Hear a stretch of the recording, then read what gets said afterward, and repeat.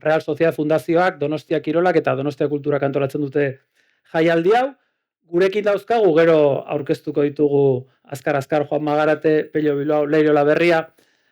Badakizue norbait falta zaigula, iragarrita zegoen gurekin, badakizue Mikel Landak gurekin egon behar zuela gaur. Mikel Landa, sabéis que tuvo una caída grave en la primera etapa del Giro de Italia, tuvo una fractura de vértebra. Le queremos dar las gracias porque desde a los pocos días ya de sufrir esa caída nos decía que bueno, que no le descartáramos, que iba a intentar estar aquí, que iba a hacer el máximo posible para estar aquí. Hasta hace pocos días, ya el lunes, pues creo que sigue todavía con el corsé. Le resulta demasiado complicado hacer el viaje, venir en coche, después volver, estar aquí. Y se disculpó porque no puede estar aquí y es una pena, pero vamos a intentar, a ver si, así probando con este cacharrito, vamos a ver si conseguimos algo con esta pantalla. A ver, Mikel, Arratsaldeon.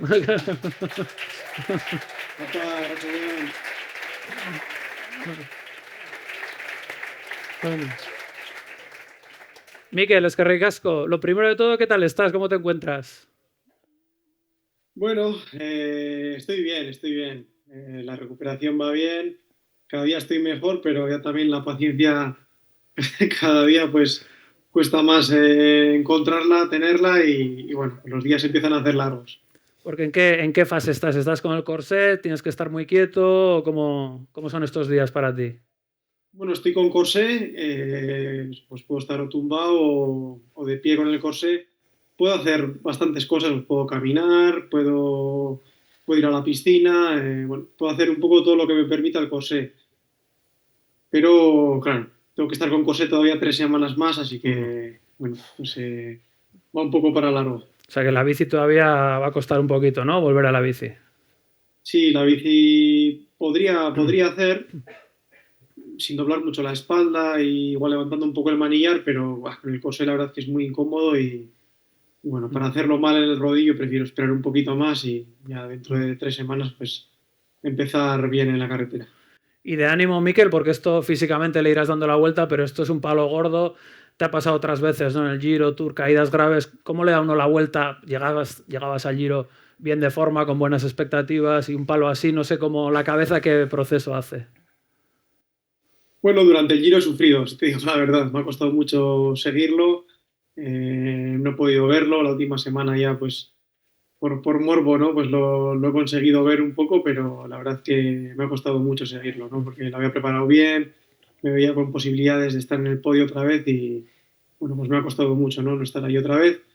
Pero por otro lado, pues un poco pies en la tierra, me doy cuenta también pues del tiempo que llevaba fuera de casa, lejos de la familia y pues estoy aprovechando a estar un poco con ellos, a disfrutar de la casa y pues todos estos ratos también que nos perdemos durante el año.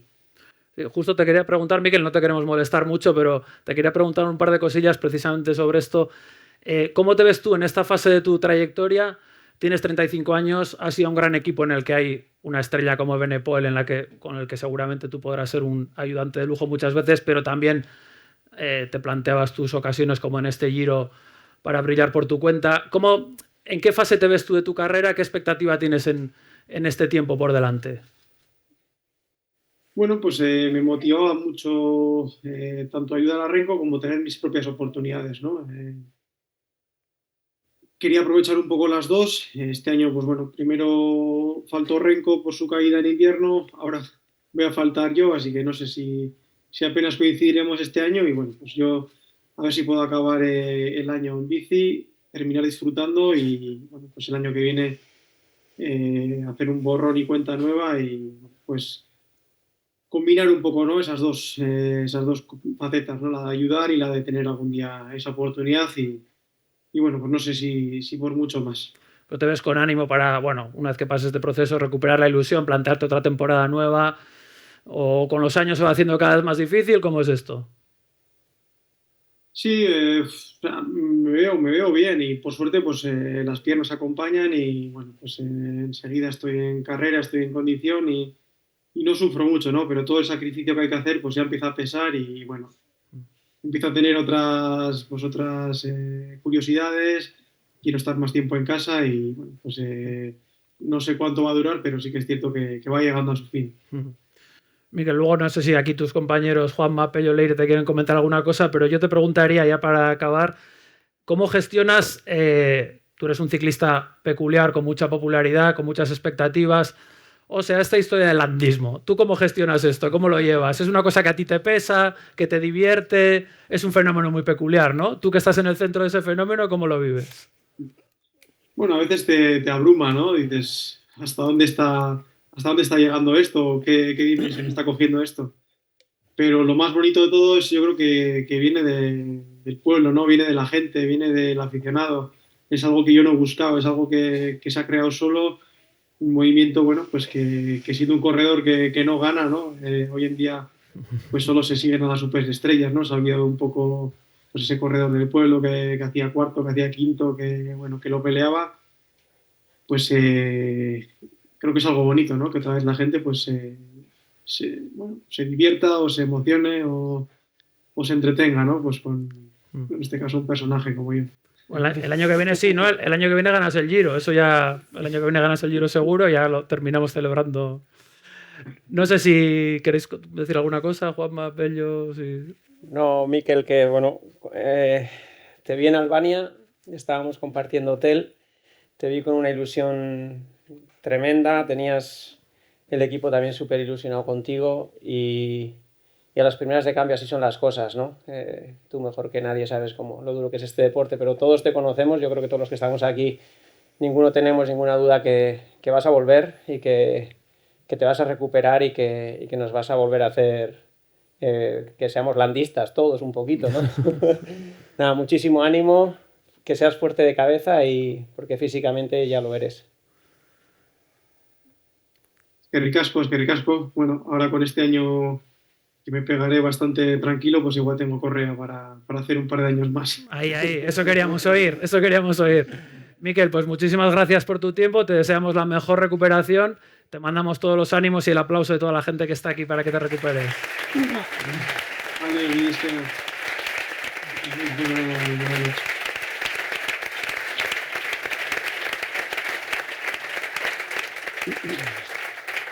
Bueno, agur Miquel.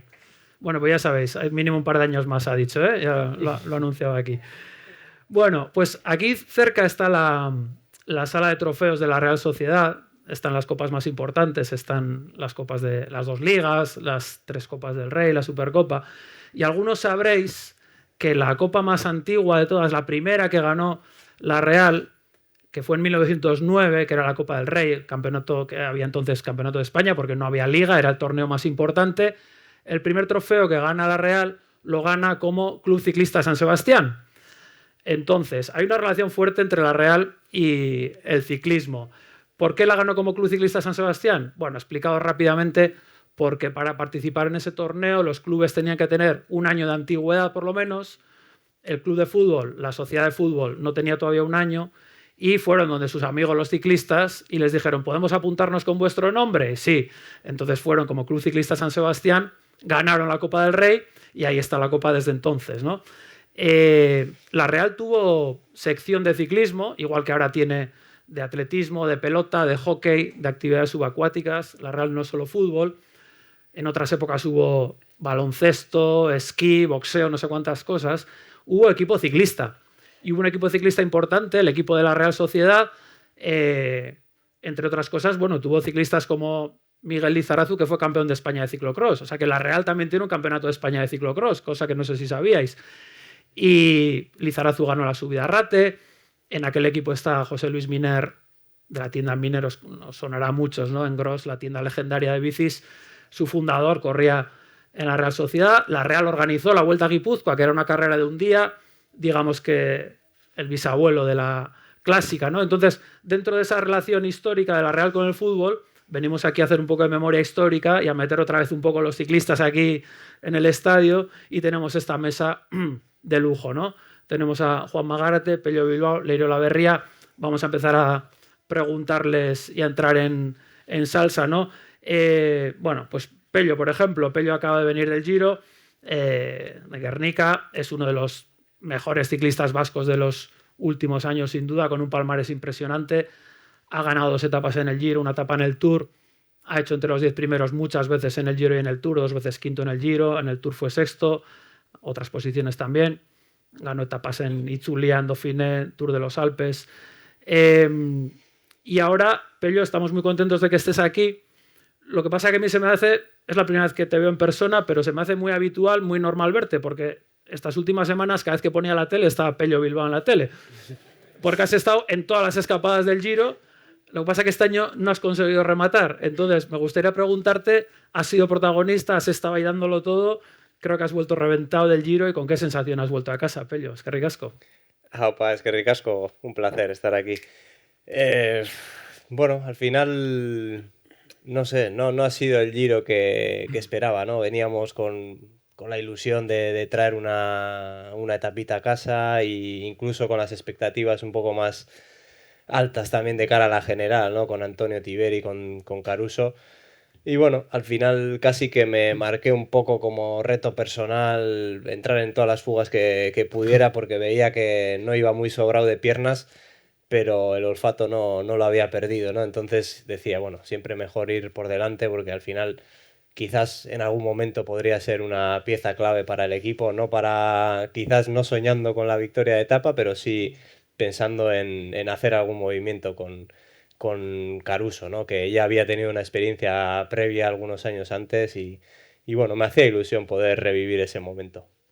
Yo te oí una frase, creo que dijiste en la tele, que otros años tenías muy buenas piernas y no se presentaba la ocasión para rematar una escapada o ganar una etapa, y que este año has tenido muchas ocasiones pero que no tenías las piernas de otros años. Sí, al final suele pasar, ¿no? Vamos afinando la puntería, con la experiencia cuesta mucho menos entrar en fugas, pero también se nota cuando no estás al 100%. El nivel que ha habido en este Giro ha sido brutal, y la verdad que pocas veces he podido soñar con la victoria o ver la línea de cerca ahí cerca como para rematar. Luego me gustaría preguntarte, que nos dieras, para que la gente vaya a casa con conocimientos nuevos, que nos des una pequeña clase de lección de cómo rematar una escapada en el Tour, por ejemplo, que nos expliques qué hay que hacer, porque es muy complicado. Pero bueno, volvemos luego a eso, ¿no? Leire Olaverría, pues de los mayores triunfos del ciclismo vasco en pista los ha conseguido Leire, ¿no? Medalla de bronce en los Juegos Olímpicos de Pekín, también olímpica en Londres. Campeona de Europa de Omnium, bueno, la medalla fue en puntuación, bronce en Mundial, campeona de España, no sé, 18 veces, no sé cuántas veces en pista. No se deje de contar. Ya dejó de contar. También en carretera, fuiste campeona de España en carretera en línea y 2 veces contrarreloj, tienes un palmarés, bueno, has andado en niveles muy altos. Y Leire, aparte, ha trabajado en muchas facetas del ciclismo, ¿no? Has estado, bueno, ahora trabajas en asuntos relacionados con la nutrición deportiva, tienes una empresa de nutrición. Has estado ayudando a organizar carreras ciclistas femeninas de las que se han estado impulsando aquí. Has estado promocionando el ciclismo femenino en carretera y pista. Y hasta te oímos también en la tele como comentarista. En la última Itzulia también poníamos y estabas tú comentando, ¿no? Quería preguntarte, tú ya dejaste la competición, pero ¿qué relación tienes ahora con la bicicleta, con el ciclismo? Pues como tú bien has dicho, pues por suerte a día de hoy ETV está retransmitiendo carreras femeninas. Y bueno, pues me quedan aún amistades que siguen en activo, que ya son pocos, muy pocos. Y bueno, pues lo de retransmitir, yo creo que bueno, el ciclismo siempre me ha gustado, siempre lo veo y lo veré. Lo que pasa que mi tiempo ahora sí que se suele estar muy limitado. Y bueno, pues el poder contar algo que estoy viendo y el poder contar pues toda la revolución que ha vivido el ciclismo femenino en los últimos 4 o 5 años es algo que me enorgullece muchísimo. Y lo disfruto desde la admiración, porque una ya sabe lo que se puede llegar a sufrir en una carrera, que lamentablemente creo que la velocidad que a día de hoy van estos chicos en carrera no traspasa la pantalla, que es una pena, y el sufrimiento también creo que no traspasa del todo, ¿no? Y es algo que pierde el ciclismo, pero bueno, es un mundo que me ha apasionado. Y a día de hoy pues me sirve un poco también de desconectar, ¿no? De mi día a día y de las obligaciones que tengo hoy en día. Y el hecho de tener que comentar, por ejemplo, las etapas de Itzulia te obliga a estar un poco atenta a la actualidad, Sí, claro. a las carreras, a las ciclistas, claro. Tienes que estar Claro, muy lo que pendiente. pasa que ha habido tanto talento nuevo, porque el ciclismo femenino en ruta, quitando los últimos 4 o 5 años, siempre eran las mismas 10, repitiendo los mismos los 10 primeros puestos. y había una, dos o tres que siempre disputaban las carreras, siempre ganaban las mismas, y lo que pasa que a día de hoy salen tantos nombres nuevos, hay tanto talento joven que es algo de lo que lo gozo viendo, lo gozo contando. Luego te preguntaremos porque tú has conocido muy bien toda esta trayectoria, ¿no? Desde los momentos más difíciles, que los has conocido muy bien, con muchas resistencias. Bueno, luego hablaremos de esto, Leire. Sí. Bye. Y Juanma Gárate, irunés, otro palmarés también de lujo que tenemos aquí, con victorias de etapa en Vuelta, Giro, Tour, Campeonato de España, también victorias de mucha, mucha calidad. Antes, viniendo para aquí, pensaba que tenemos 3 ciclistas que eran muy fuertes y los 3 eran muy listos. Luego les vamos a preguntar de esto, ¿no? Siempre habéis sido muy listos en carrera. Y de hecho, como eres listo, ahora eres director, ¿no? Se puede decir. Lo sé. Juanma está de director en Education First, como sabéis. También acaba de venir del Giro. Han tenido el Giro a esto, han estado a puntito de ganarlo con Carapaz. Y ahora le preguntamos, es bueno que nos cuente Juanma si quiere, cómo han vuelto de este Giro, que han sido protagonistas a diario. Y yo veía a Carapaz los últimos días muy cabreado. Juanma, no sé cómo habéis vuelto del Giro habiéndolo tenido tan cerca. Pues yo todavía estoy haciendo la digestión a este Giro porque se me ha quedado un poquito ahí, que no consigo mandarlo para abajo todavía, ¿no? Es muy reciente, estábamos con muchísimas opciones a falta de 24 horas para acabar el Giro de Italia y al final las cosas no fueron como yo pensaba y no pudimos rematar de la manera que yo pensaba que iba a ir esa penúltima etapa del Giro. Pero bueno, yo creo que por seguir hablando del Giro, creo que hemos hecho un Giro muy bonito, un Giro en el que teníamos un proyecto desde hacía 8 meses con Richard Carapaz de intentar hacer una buena clasificación general, de luchar por la victoria, no de hacer una buena, sino el objetivo era luchar por la victoria. Él ya ha ganado un Giro, había hecho segundo en otro, cuarto en otro, con lo cual nos valía ganar y segundo, tercero, pues nos daba un poco igual, ¿no? Y yo creo que eso es un poco lo que condicionó un poco esa última etapa o penúltima etapa del Giro de Italia, ¿no? ¿En qué sentido, Juanma? Pues a la hora de la estrategia, ¿no? Cuando corres para ganar y no corres para defender el segundo puesto, pues te encuentras con un escenario como el que pudimos ver el sábado, pues pues que a nosotros que ganara, si no voy a ganar yo me da igual quién gane, ¿no? Pero bueno, también nos hemos llevado 2 etapas, yo creo que el equipo sobre todo ha ganado muchísima confianza, siempre han visto otros equipos como superiores, ¿no? Los ciclistas propios han recibido felicitaciones dentro del pelotón por parte de otros compañeros, eso tiene más valor que las que les pueda dar yo, porque se las dan corredores que están compitiendo al lado de ellos y eso siempre es más bienvenido, ¿no? Y como decía, creo que se han venido arriba, los corredores se han crecido, creo que siempre han visto otros equipos como superiores a ellos y sin embargo se han dado cuenta que cuando luchan por un objetivo común, los corredores son los mismos que tenía antes de empezar y los que han terminado, pero la actitud ha ido evolucionando mucho y se han dado cuenta de que pueden ser competitivos a cualquier nivel. Luego le preguntamos a Juanma, porque supongo que aquí la gente ha seguido el Giro, habéis seguido esa última etapa en la que Carapaz estaba intentando descolgar a Del Toro y después escapó Yates. Creo que Juanma, no te importa explicarnos un poco las tripas de lo que fue pasando allí, ¿no? Pero bueno, en algún momento yo creo que llegasteis a ver que caía de vuestro lado el Giro. ¿Hubo algún momento en que veías que iba a hacer clic? No sé si me conviene decir lo que voy a decir. Antes has dicho que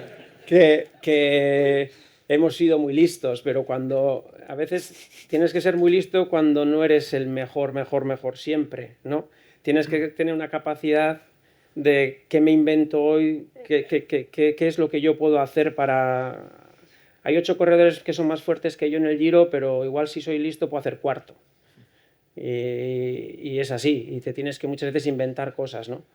Y a veces hay corredores todavía que no han vivido quizá esa evolución o han nacido ya con ese don de ser tan buenos que todavía no han desarrollado la astucia muchas veces, ¿no? Y la irán desarrollando.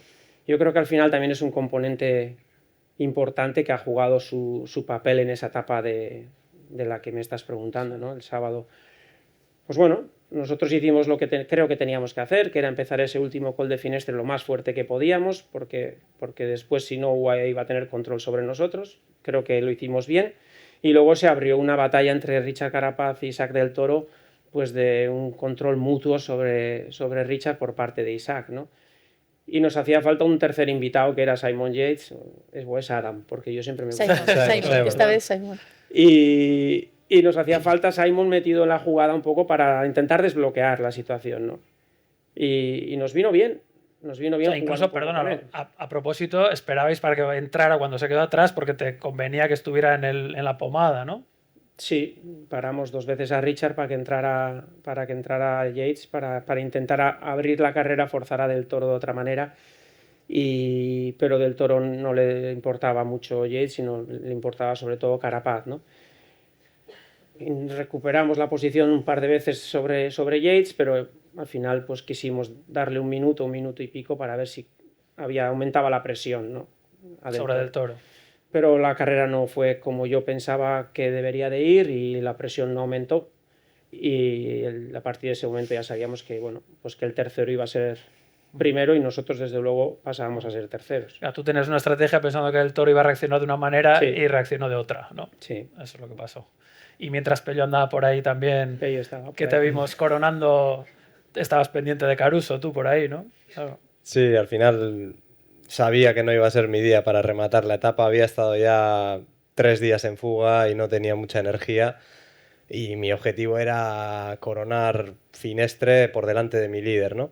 Intentar, pues bueno, servirle de apoyo hasta el final, o quizás si se hacía un corte, si venía con la posibilidad de poder empalmar con un grupo delantero, pues bueno, hacer un poco ese enlace, ¿no? Que en esos puntos ya donde la carrera viene tan rota y los líderes también vienen con lo justo, pues bueno, tener un compañero simplemente de guía, un poco de apoyo moral también sirve, ¿no? Sin tener muchas piernas.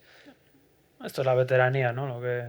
Lo que te hace ver la visión de la carrera, que tú estás pendiente de esas cosas y, en fin. Sí, al final, bueno, poco tenía que aportar en ese momento, ¿no? Lo único que podía hacer era desde la cumbre hasta el inicio de la subida de Sestriere, ¿no? Y bueno, pues podía ser un momento clave, como lo demostró Van Aert, ¿no? Ah, claro. Bueno, pues luego, como habrá un ratito para hacerles preguntas, id guardando las que queráis. Leire, que ya hemos comentado que estuvimos viendo la etapa también nosotros como espectadores, mientras ellos andaban ahí. Bueno, quería empezar preguntándoos ya vuestros orígenes. Me parece que sois también 3 ciclistas muy interesantes porque los 3 habéis llegado a la punta de la pirámide, ¿no? A la élite, al nivel más alto mundial, pero los 3 también tenéis mucha conciencia de la base de esa pirámide, ¿no? Y os habéis implicado en cosas, ¿no? En escuelas de ciclismo, en equipos de categorías inferiores. Bueno, Pello salió de la Fundación Euskadi, debutó en Euskaltel. Tú has estado trabajando también en la base. Entonces, para hablar un poco de esa base que luego hace posible la punta de la pirámide, quería empezar preguntándoos por qué elegisteis el ciclismo y en qué entorno crecisteis como ciclistas, aunque tú venías de otro deporte, Leire. Sí, bueno, yo soy ciclista por otros, siempre lo he contado. O sea, yo era una apasionada del deporte, empecé con 14, 15 años con el atletismo y bueno, pues... Récord de España de 100 metros, sí, me parece, ¿no? Sí, ya... pero siempre ha sido un poco así mi carrera. Llegué al Campeonato de España en el ranking estaba la 24 y acabé ganando ese Campeonato de España. El año siguiente primera carrera récord de España. Entonces, bueno, pues una evolución que se esperaba buena y no fue tan buena. Sueños que se apagan y con 19 años pues ya dije, pues vida normal, trabajo, universidad y venga para adelante. Y bueno, pues seguía viniendo a Anoeta aquí a entrenar y cuando ya tenía 26 años yo ya estaba trabajando y pensaba que el deporte, bueno, pues iba a ser algo que iba a hacer en mi vida sin tomármelo demasiado en serio. Pues bueno, un ciclista que viene a mi grupo pues vio que yo podía tener cualidades para ser ciclista. Cuanto más lejos cuento esta historia, más loca me parece a mí misma. Pero bueno, la verdad que fue empezar y todo pasó muy rápido y con 26 años y bueno, con datos objetivos en la mano, digamos, porque tampoco fue descabellada del todo, porque me decían que tenía vatios como para poder ser ciclista de nivel internacional y bueno, pues hicimos la apuesta dejando un trabajo, pensando tu familia que te has vuelto loca y bueno, pues con una motivación y un fuego interno, pues que cuanto más pase el tiempo también soy muy consciente de qué barbaridad, porque a día de hoy no lo siento y es como hice tantas cosas que hice, bueno, vi la oportunidad de conseguir el sueño y en 4 años de ciclista llegó el sueño. Porque en tu caso, además, Leire, las posibilidades de desarrollar una carrera profesional y de vivir de eso siendo mujer son menores que siendo hombre. Era muy complicado, era muy complicado.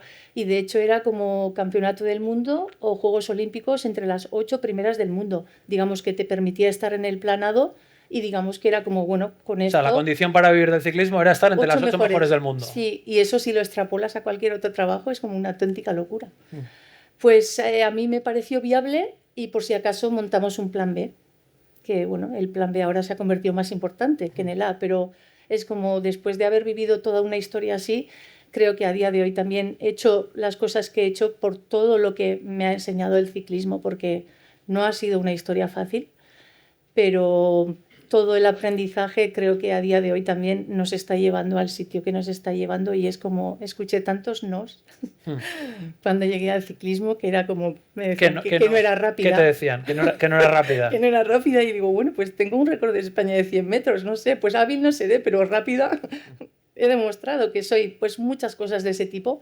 Y bueno, pues si con 16 años me hubieran dicho esas cosas, seguramente me hubiera ido a mi casa y no lo hubiera intentado.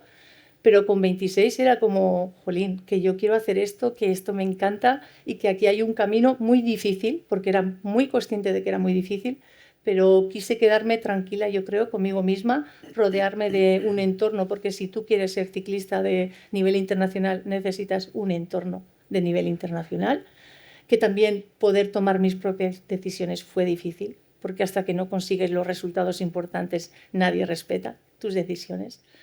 Entonces, pues bueno, estoy orgullosa de todo lo que viví y sobre todo estoy orgullosa que recibiendo las respuestas que recibí, mi decisión siempre fue de hecho la apuesta y con esto hasta el final. ¿No? Sí. Porque tampoco tendrías muchos referentes. Digo, no. Un chaval puede decir yo quiero ser como Marino Lejarreta, pero sí. ¿Tú qué tenías de referente? Pues aquí estaba Joanne, que Joanne era como la gran leyenda en carretera, pero en pista, pues como no había, pues en cuanto salí a nivel internacional y vi las primeras, dije, son súper buenas.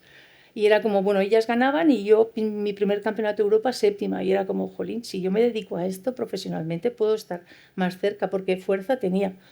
Pero técnicamente era muy torpe. Y ya tácticamente ni te cuento todo lo que tuve que aprender en 4 años para poder estar en unos juegos. Y luego la historia complicada también. Tienes que clasificar y conseguir que la plaza que se clasifica sea para ti. Entonces era como, hubo tanto aprendizaje, hubo tanta presión todos esos años.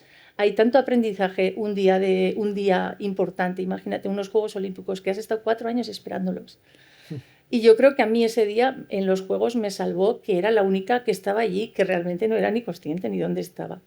Porque me estaba midiendo con mujeres que llevaban toda la vida montando en bici para un día grande de ese tipo. Te lo juegas todo. Sí. Luego te voy a preguntar, porque el día de tu medalla es muy especial, luego te voy a preguntar por ese día, pero hay otra historia bonita sobre los referentes y creo que es bonito que recordemos, pues en los años 80 Orbea montó un equipo femenino, ¿no? Que eran las primeras chicas que competían en un equipo aquí y creo que no es casualidad que una de tus hijas se llame Dina. No sé si creo que hay una historia bonita para contar. Hay una historia preciosa y uno de los protagonistas está aquí. En el momento que me inicio en el atletismo también pues ganamos un concurso y la Nairo Vitarra nos llevó de excursión a las Landas. El autobús con el que se viajaba por ahí. Y para mí fue la experiencia más brutal de 14 años, porque yo me acuerdo que volví a casa y le dije a la mamá, me lo he pasado bomba, he comido pan viejo. Eso sigue siendo así, con la Nairo Vitarra se sigue comiendo pan viejo. Y mi madre me mira así y me dice, como yo te hubiera puesto pan viejo encima de la mesa, me hubieras mandado a tomar por saco. Sí, viví una historia muy bonita. A raíz de eso, pues conocí a Josu, conocí a Dina, hicieron algún intento de llevarme al mundo del duatlón, y de hecho algún duatlón sí que hice con Dina. Y nunca se me puede olvidar con 14 años lo que fue para mí conocer a Dina y todo lo que me pudo transmitir ella como Vamos a explicar deportista. Dina Bilbao, que fue ciclista, triatleta, esquiadora, aventurera en los 80 cuando estaba todo por inventar aquí, ¿no? Y os abrió caminos y ganas de hacer cosas, ¿no? Sí, así fue. Y no era una época en la que las chicas, nadie nos dijera que podíamos ser deportistas profesionales, con lo cual para mí fue algo, no sé, tenía un brillo en los ojos, tenía una energía, tenía un algo que de repente fue como, madre mía, ¿no? Y bueno, luego pues los pude conocer más. me decanté por el atletismo y ahí se quedó la bici de Dina en casa, aparcada, porque hasta me prestó una Orbea para poder entrenar, pero bueno, pues me apasioné con el atletismo y ahí me quedé. Y bueno, pues luego ya más tarde Dina con 37 desapareció en el mar.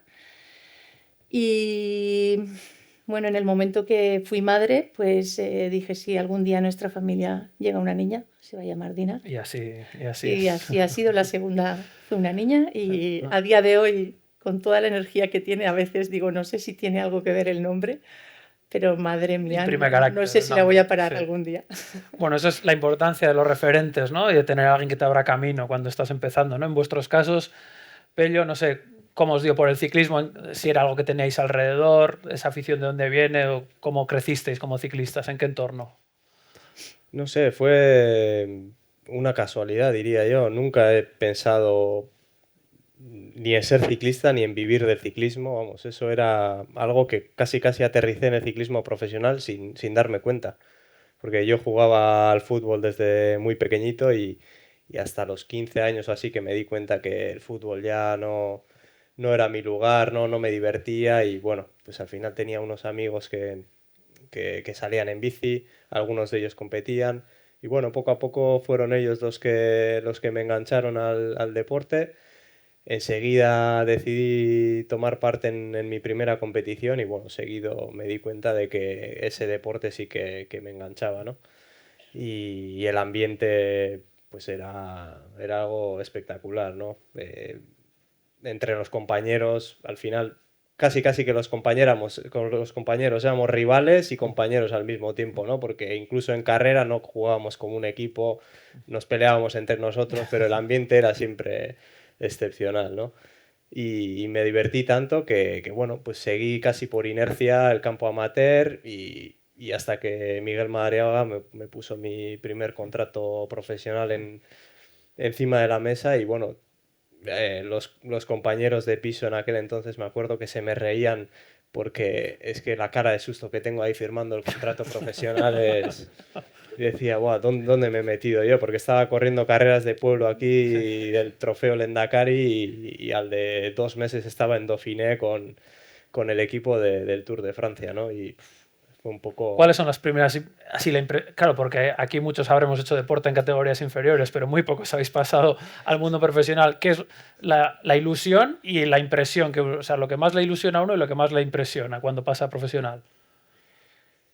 La ilusión... Yo diría que el medirte con los mejores, ¿no? Ver a ciclistas que les estás viendo desde la televisión el año anterior y ya eres parte de ese juego, ¿no? Y ya los límites de repente pues se elevan a un 50%, ¿no? Y te tienes que exprimir 1000 veces más y al final es como, pues eso, para mí fue un salto que me dio un poco de vértigo, ¿no? Porque en aficionados lo tenía todo controlado. Para mí no dejaba de ser un juego, seguía estudiando y en mis ratos libres entrenaba y ganaba carreras el fin de semana, ¿no? Pero ya decía, joder, tengo que seguir con este plan, aún quiero seguir estudiando, pero luego me tengo que medir con gente profesional que lo están haciendo todo por y para la bici, ¿no? Y el primer salto, pues bueno, fue un poco o sea, a trompicones y hasta que cogí el nivel profesional y aprendí el oficio, pues pasó mucho tiempo. ¿Y hasta qué punto crees que era importante que hubiera un equipo como Euskaltel, que era una vía de salida para tantos ciclistas prometedores?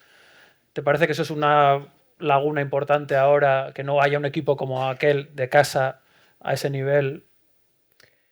Sí, a ver, aún sigue existiendo el equipo, ¿no? Quizás no es la referencia que teníamos anteriormente, pero sí que es una buena oportunidad para cualquier chaval que ande bien o que esté despuntando a nivel amateur, ¿no? Pero lógicamente no tienes los mismos referentes, no tienes a gente disputando o ganando carreras en el Tour, en la Vuelta, entonces sí que ha perdido un poquito de brillo, pero bueno, al final sí que es verdad que se sigue cociendo el ciclismo en el País Vasco y quizás es pues el lugar en España al menos donde más se vive el ciclismo y más se trabaja también, aunque bueno, se están perdiendo carreras importantes y hay carreras más pequeñas en nivel profesional también que no tienen el apoyo suficiente, pero bueno, aún así seguimos siendo una referencia, yo creo, a nivel estatal.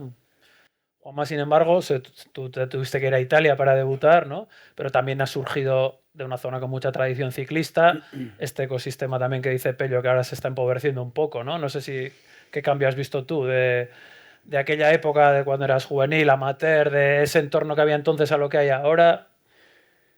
Bueno, en cuanto al origen, me siento muy identificado con Pello, porque yo también, más o menos la historia se repite. Yo no sabía ni qué había que hacer para ser ciclista profesional, es que no entraba ni en mis planes, ¿no? Pero con la diferencia que a mí sí me gustaba jugar a fútbol y quería haber seguido jugando a fútbol, pero tenía un problema en ambos pies que me obligó, bueno, pues a dejar por un tiempo el fútbol y mis amigos andaban en bici y me reenganché de esa manera, ¿no? Yo creo que ahora yo creo que estamos viviendo una época en la que todo el mundo sabe todo de todos, ¿no? Y yo para poder dar el salto a ser ciclista profesional, pues se cogían los recortes de periódicos, se mandaban por fax a no sé dónde, a diferentes equipos que podían traer un fax y podían cogerlo y tirarlo a la basura, o amontonarlo pues con otro tanto así de fax que hubieran, o sea, para allí. venderte, tío, mandabas tus resultados. Tus resultados, bueno, sí. En este caso, el equipo en el que yo corría en amateur, el equipo Iberdrola, pues ya te preparaba un dossier, un equipo muy serio. Y luego José María Ezeiza, que también trabajaba para organizaciones deportivas, el Diario Vasco, pues que tenía mucho contacto con los equipos extranjeros, porque eran los encargados, antes era por invitación las carreras, entonces tenía contacto con estos equipos y al final pues también aprovechó a mandar mi información, como mandó la de Íñigo Chaurreao, la de Jon Odriozola, y a alguien vio aquel fax pues que le pareció algo interesante y tuve esa suerte, ¿no?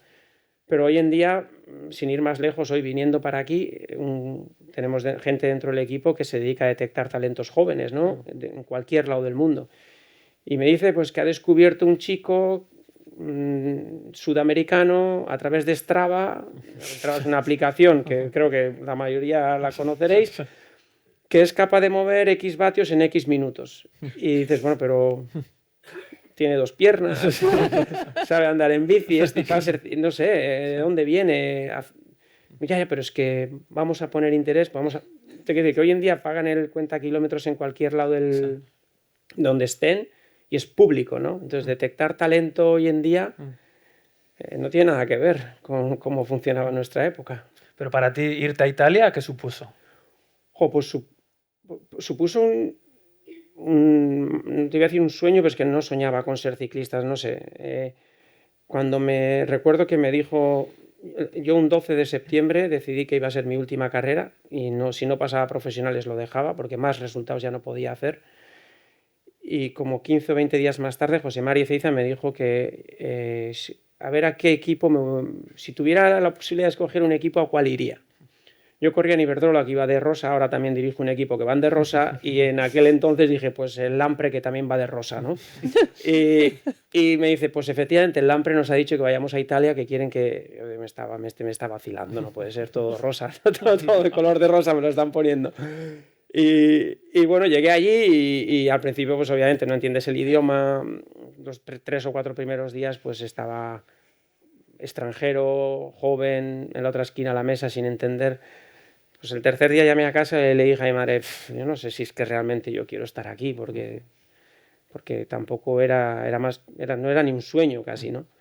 Pero ya el 10º día ya empezaba a entender italiano, ya me defendía, ya alguna cosita, ya empecé a entrar en el grupo y como hablo poco, pues me acoplé muy rápido y la verdad que cogí el ritmo enseguida, pero siempre viéndolos, como decía un poco Pello, ¿no? Con muchísimo respeto, y empiezas a estar al lado de los que hasta 2 meses antes los veías por la televisión. Yo luego me gustaría que os mezclarais los 3 en vuestros relatos, pero como sois 3 y cada uno podemos hacer un repaso largo de toda vuestra trayectoria, quiero preguntaros a cada uno por un momento concreto de vuestra carrera, que creo que es una especie de gran momento. Si no os gusta ese, podéis elegir otro, ¿eh? Aquí cada uno habla de lo que quiere. Pero ya que estamos contigo, Juanma, por ejemplo, Tú evolucionaste mucho en ese mundo profesional, llegaste a niveles muy altos, tienes victorias de mucha calidad.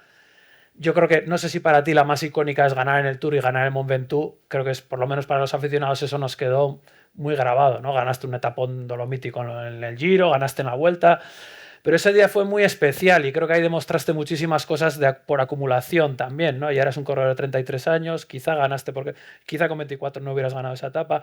No sé si te apetece contarnos, porque esa etapa empieza...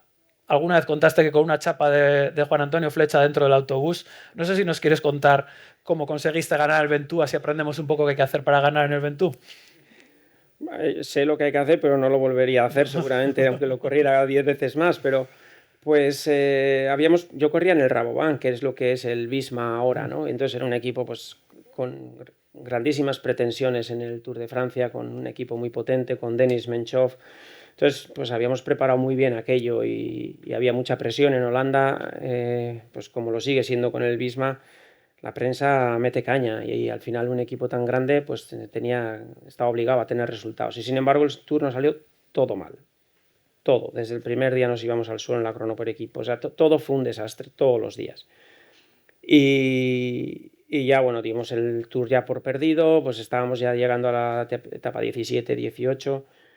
Había una crono por ahí que tampoco teníamos ninguna opción, Freire tampoco no estaba atinando, entonces pues ya lo dimos todo por perdido. Y me acuerdo que el día antes del Mont Ventoux se va una escapada de 30 corredores y ninguno dentro. Y ya la única vez que al director aquel, Eric Breukin además era el director, nos pegó un grito por la radio que nunca le había visto así. Y nos puso a tirar y dice, me da igual que no los cojáis, pero vais a tirar hasta reventar. Y bueno, les cogimos, Freire disputó, ganó Cavendish la etapa, no ganó Freire, pero al día siguiente era Mont Ventoux y en el autobús ya pues diciendo, bueno, venga ya, vámonos a París, vámonos para casa, que aquí solo lo podemos hacer peor. Y Flecha dice, pero bueno, que esto... Ahora le oís todos en Eurosport, ya veis cómo es, ¿no? Que esto es historia del ciclismo, esto es como una París-Roubaix, y tú ya te imaginas, Pello, la etapa 20 de una gran vuelta, que te venga uno cuando ya tienes todo perdido y que te empiece allí, esto es histórico, y dices, pero te lo tienen que vender de alguna manera porque fuerzas tío, ya no hay. A motivar. Y no se callaba, y al final, la Flecha, cállate, voy a ganar yo en el Mont Ventoux, pero cállate. Ya, solo por no oírte gano. Y así fue. Y dije, bueno, por lo menos en la escapada tendré que estar. No vaya a ser que encima luego le tenga que aguantar en el pelotón dándome también la chapa. Y luego la verdad que el encuentro en el hotel fue muy chulo. Sí, pero en medio pasaron cosas. Te metiste en una escapada, llegasteis un poco apretados al Ventoux. Sí. Ahí jugaste... Sí, ahí la experiencia me ayudó mucho, sí. mucho. Pues para entrar en la escapada también me ayudó, como dice Pello, y luego para resolver tenía una espinita clavada con la clásica Donosti, que crucé la línea segundo, ahora parezco el ganador del 2007, pero realmente la línea no la crucé primero. Y aquello a mí me dolió muchísimo porque fue la carrera que me aficionó al ciclismo y yo cometí un error en el sprint en el Boulevard que no me podía permitir de nuevo, ¿no? Pues, bueno, eso ya empecé a pensar en el último kilómetro del Mont Ventoux, pero antes te tenías que deshacer de 30 corredores, ¿no? Y si empiezas un puerto final con demasiados corredores que nadie quiere tirar y uno se vigila, ya nadie pone ritmo, pues decidí arrancar desde abajo. Y nos quedamos 5, luego arranqué otra vez, nos quedamos 3, luego 2, y al final me encontré con un Tony Martin que iba con el plato grande en el Mont Ventoux, de la mitad para arriba, y yo le miraba y decía, pues gracias a que este está aquí, porque si no yo con este viento no llego, ¿no? Y ya entramos un poco en ese último kilómetro donde dije, bueno, le veía justito y dije, bueno, voy a probar, porque el pelotón se nos echaba, el grupo de Armstrong y Contador nos estaban cogiendo. Me marché solo, no hizo ni por seguirme, y dije, ostras, pues voy a ganar, ¿no? Pero cuando a 800 metros de meta me pegaba un viento de cara tan grande que se me acumuló todo, miré para atrás y seguía a la misma distancia, a 20 metros, y digo, ostras, si le llevo así hasta la línea, me va a ganar, o me va a venir por detrás y me va a sorprender. Entonces decidí parar. porque sabía que no podía volver a cometer un error como el que me había cometido en el sprint de Donosti. Y paré, me puse detrás. Sí, pero ahí, Juanma, a los espectadores nos dio el bajón, porque dijimos, joder, está calculado mal, ya se ha hundido, qué desastre. No, bueno, la verdad que es... Los comentaristas lo decían, ¿no? Dice, uy, Juanma, ya... No, a falta de 1 kilómetro, el Momentum va girando a la izquierda y bueno, sí que es verdad que a falta de 200 a 800 metros parece que te empuja un poco el viento y cuando gira te pega de cara, ¿no? Y hacía muchísimo viento. Con el público y demás no lo notas tanto, pero cuando te entra de frente sí lo notas por la carretera, ¿no? Y cuando giré me di cuenta de que todavía faltaba, no había carteles, habían caído por el viento, no tenías referencia de cuánto faltaba. Y ya miré para atrás y digo, ostras, pues si sigue a la misma distancia, digo, bueno, voy a asegurar. Y paré, sí. Paré y eso yo creo que me hizo, bueno, tenerle de nuevo como referencia de cara a esa última curva. Te llevó hasta la última curva luego. Sí. Y ahí, tacatá, porque tú tenías 33 años y él tenía 24, que era Tony Martin, pero ahí seguramente se notó esa... Y lo habíamos hecho en Dauphiné, creo, ese año. Ah. Entonces tenía el recuerdo de cómo era esos últimos metros y sabía que tenía que arrancar desde la curva. Aparte que el momento es bastante...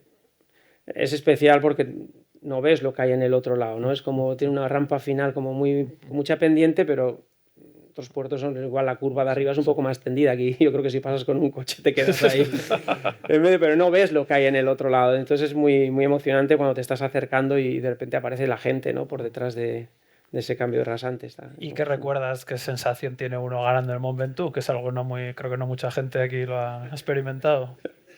Pues no lo sé, porque yo creo que esa noche o me lo inventaba o lo soñaba o lo quería soñar, pero sí que esa noche era como, había tenido como un sueño o quizá es que estás ya medio despierto y es lo que tú quieres que llegue a pasar, ¿no? No sabes si es verdad que lo has soñado o te lo estás inventando ya de madrugada.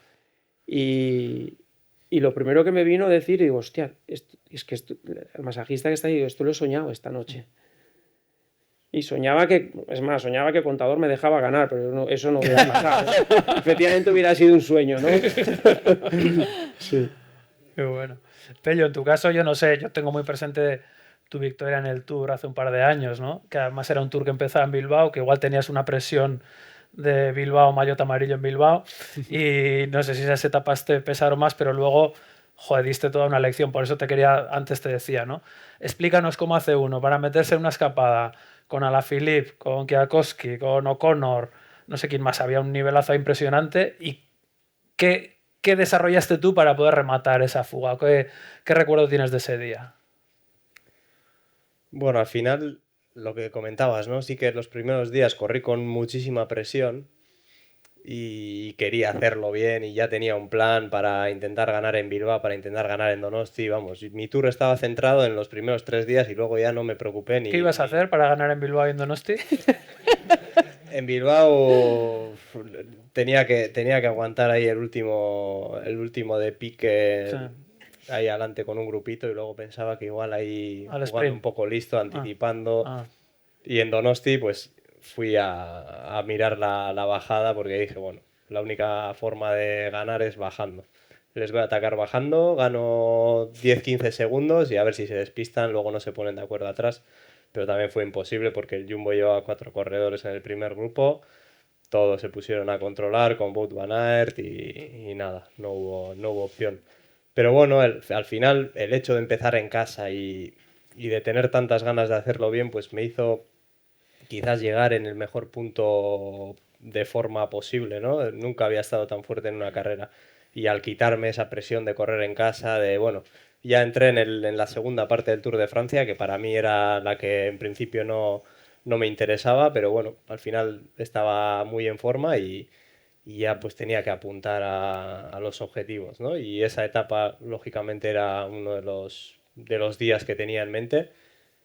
Costó muchísimo hacerse la fuga, ¿no? Pero fui de los que menos gastó para entrar en fuga, porque veía, ¿no? Iba calculando quién tenía que cerrar cada fuga, quién iba cogiendo la responsabilidad, a quiénes no querían dejar, a quiénes sí, y ya llegó un momento en el que veía que se tenía que ir el grupo sí o sí. No sé si habían pasado ya 80 kilómetros o más, con un calor insufrible, y bueno, ya una vez de que se hizo el grupo, el primer paso estaba hecho, ¿no? Que muchas veces suele ser lo más complicado. Y después ya un poco hacia la parte final vino el momento clave, ¿no? Donde había un corredor fortísimo que se veía que estaba un poco nervioso por ganar y se anticipó, quizás anticipó demasiado su movimiento y arrancó ya en el último puerto, pero que estaba a unos 20-25 kilómetros de meta, ¿no? En ese momento lo vi claro, dije, no voy a ir a por él, no voy a intentar ser el más fuerte, sino ser el más listo e intentar organizar un buen grupo de persecución.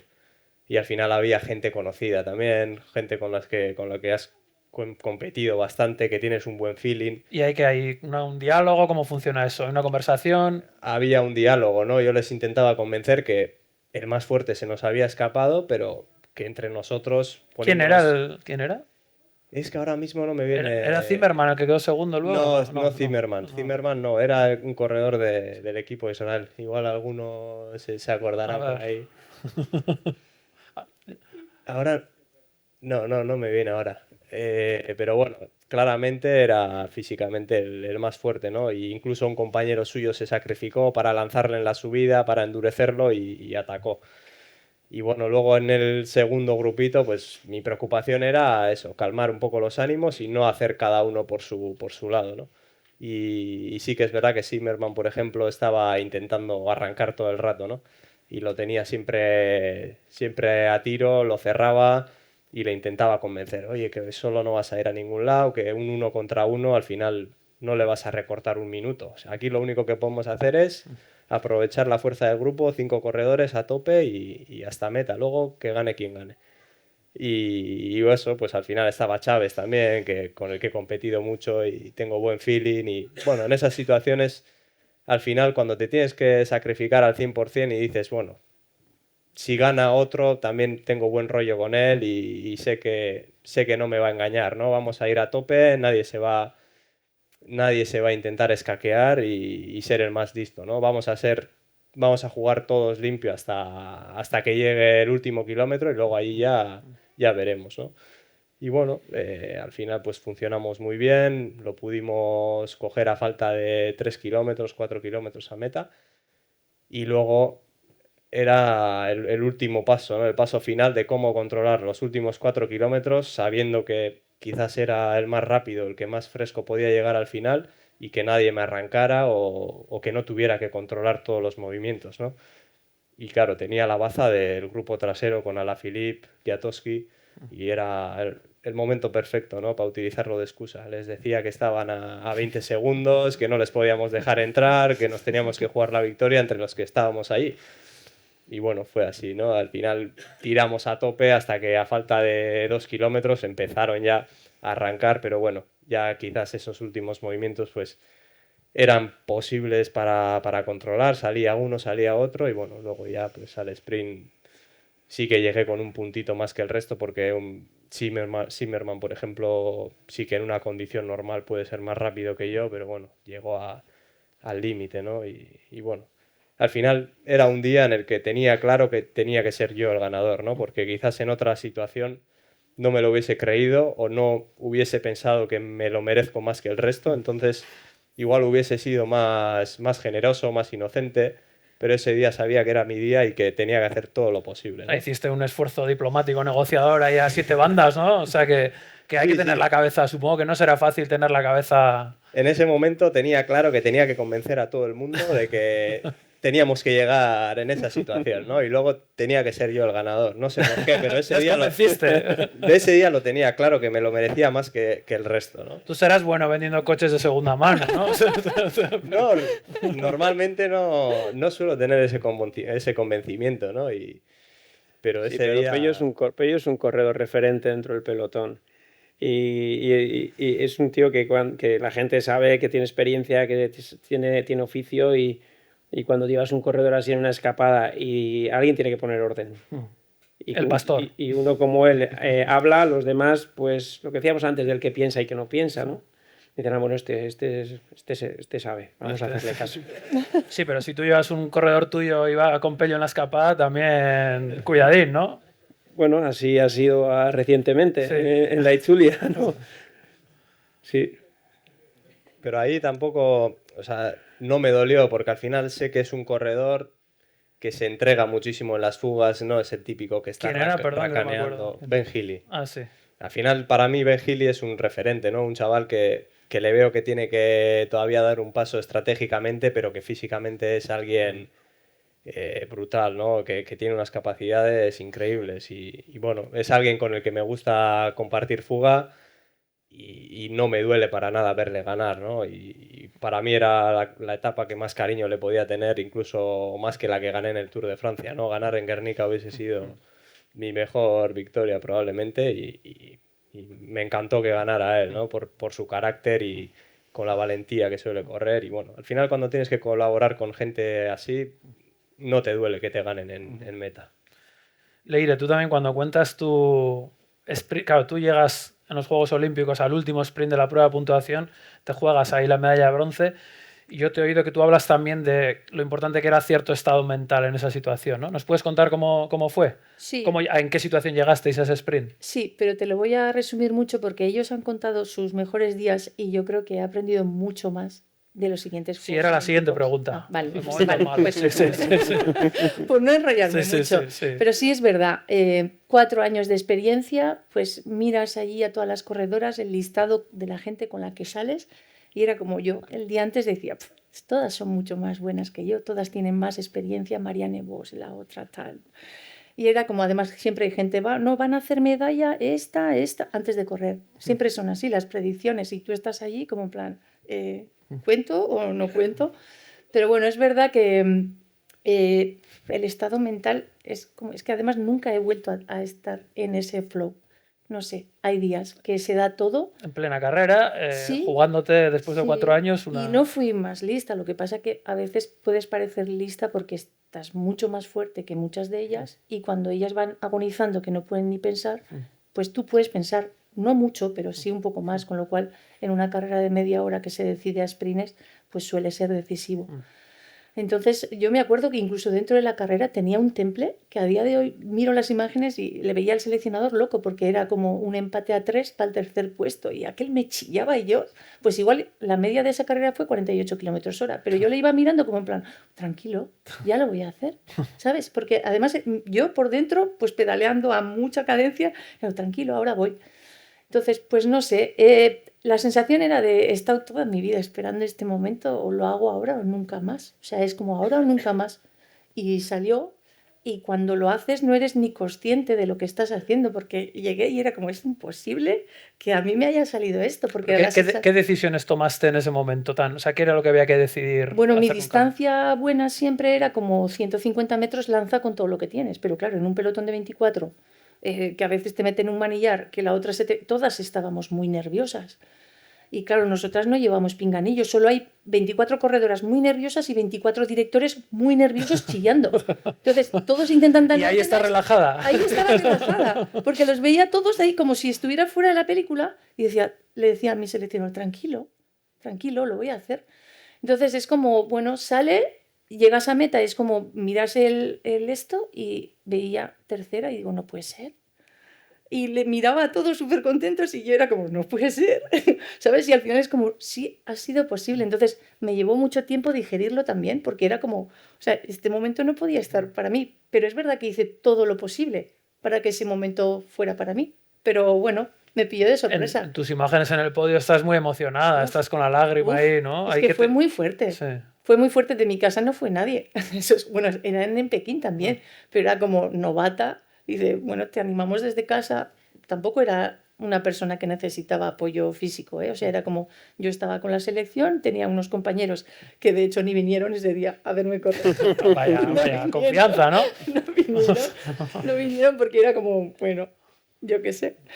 Pero bueno, es verdad que tuve un seleccionador que hizo que yo misma creyera en mí y a día de hoy son cosas que, bueno, con él solo mantengo relación y es como, jolín, qué fuerte, ¿no? Que alguien te haga creer algo que tú misma no eres capaz de creer, ¿no? Y eso nos pasa mucho, a las deportistas. Y a los deportistas a veces creo que también.